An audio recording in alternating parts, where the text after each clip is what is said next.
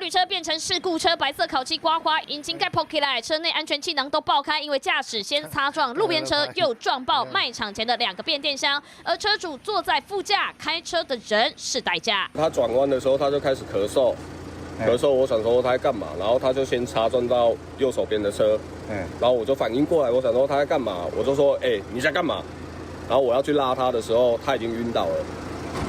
然后晕倒之后，他就往变电箱撞。事故发生在双十节凌晨1点多，地点就在台中南屯黎明路一段。车主补充，因为有喝酒叫代驾，没想到开到一半，代驾突然擦撞了路边车，又昏倒，脚踩着油门不放，最后撞上变电箱，他想救也救不了。拉他也没有用，因为他油门是踩着，他晕倒了。我觉得他是咳嗽咳不过来了，他撞到之后他有醒来。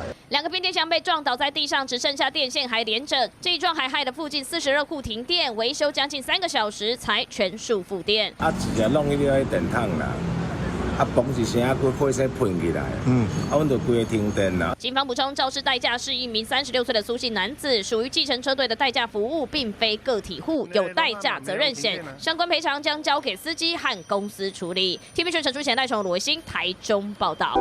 想看最完整的新闻内容，记得下载 TVBS 新闻网 APP。